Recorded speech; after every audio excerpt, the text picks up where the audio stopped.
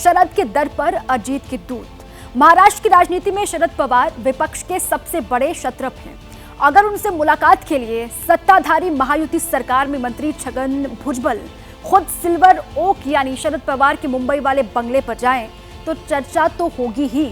छगन भुजबल अजित पवार की अगुवाई वाले एनसीपी के नेता हैं, जिन्होंने शरद पवार के साथ करीब 1.5 घंटे तक मीटिंग की। आखिर राज्य में कौन सी सियासी खिचड़ी पक रही है, इस रिपोर्ट में आप देखिए।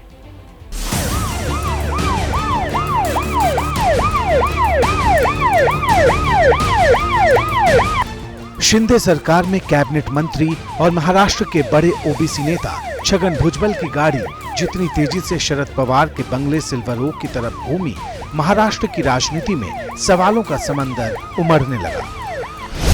सवाल ये कि एक ही दिन पहले बारामती में सीनियर पवार पर बरसकर लौटे छगन भुजबल अचानक उनसे मिलने क्यों चले गए। सवाल ये कि क्या छगन भुजबल अपने मौजूदा सियासी आका अजित पवार की घर वापसी के लिए रास्ता तैयार करने की कोशिश कर रहे हैं।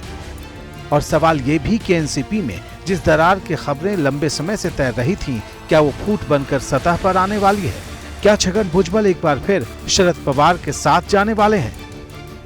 इन पर बीजेपी, शिवसेना और एनसीपी ने चुप्पी साधे रखी और सस्पेंस बढ़ता गया और हर सवाल अपने वजूद की पुख्ता वजह लेकर पूरे दमखम के साथ खड़ा होता गया।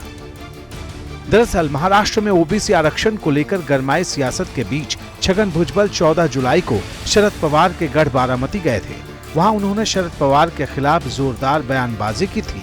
मराठा आरक्षण की बैठक से दूर रहे सीनियर पवार पर जमकर निशाना साधा था, लेकिन अगले ही दिन उनसे मुलाकात करने उनके बंगले पर पहुंच गए, वो भी बिना अपॉइंटमेंट के। छगन भुजबल सुबह 10:30 बजे शरद पवार के घर पहुंचे। शरद पवार कार्यक्रम के मुताबिक अपने काम में व्यस्त थे। शरद पवार ने भुजबल को करीब 1.5 घंटे तक इंतजार करवाया। भुजबल का दावा है कि इसके बाद शरद पवार से उनकी मुलाकात हुई और 1.5 घंटे तक बातें हुई। सवाल था कि क्या बातें हुई। जवाब खुद छगन भुजबल ने दिया। बोले, मराठा आरक्षण के मुद्दे पर राज्य में जो तनाव है उसे दूर करने में मदद मांगने गया था। राज्य भर में जो है ये मराठा खिलाफ ओबीसी और पिछड़े जो है ये झगड़ा शुरू है।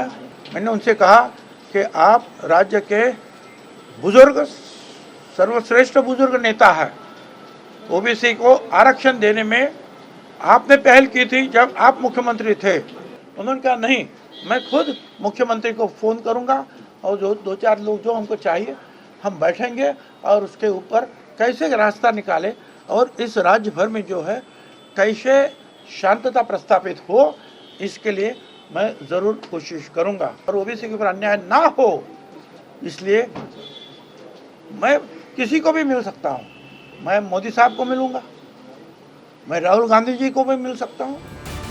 हालांकि छगन भुजबल ने यह भी साफ कर दिया कि शरद पवार के पास वो न तो पार्टी की तरफ से गए थे न मंत्री की हैसियत से। वो बिना किसी राजनीतिक भूमिका के एक विधायक के तौर पर मिलने पहुंचे थे, जिनकी साख इस वक्त दांव पर लगी है।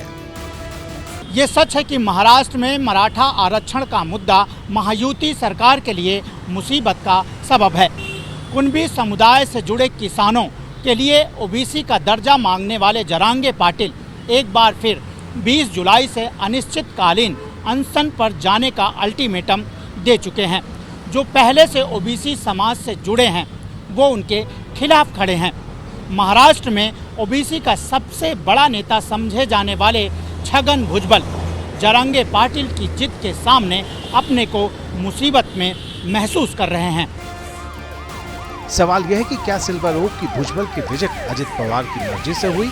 इस सवाल का जवाब हाँ में हो या फिर ना में, दोनों राज्य की सियासत का पारा चढ़ाने वाला है। जैसे ही घड़ी का काटा दोपहर 2:30 पे आए, बबीता जी का दिल सास बहू साजिश के लिए मचल जाए। और ये है इनकी बहू, पूरे दिन ऑफिस की टेंशन हो जाए गॉन जब ये करें अपना फेवरेट शो फ्री टाइम पे ऑन। इनकी तरह आप भी देखिए अपना फेवरेट शो अपने टाइम पर और डाउनलोड कीजिए एबीपी लाइव ऐप अपने स्मार्ट टीवी पर।